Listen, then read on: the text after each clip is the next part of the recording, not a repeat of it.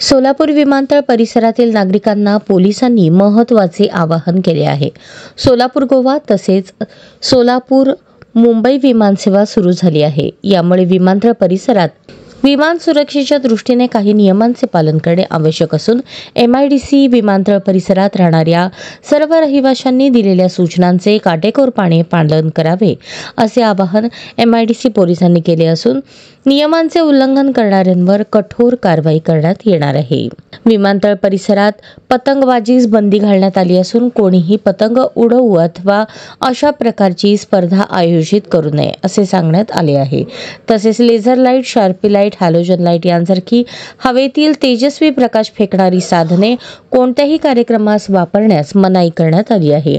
विमानतळ सुरक्षा भिंतीतून प्रवेश करणे, कोणत्याही प्रकारे आत जाण्याचा प्रयत्न करणे हा कायद्यानुसार गुन्हा ठरणार असून असे केल्यास तात्काळ कारवाई केली जाईल.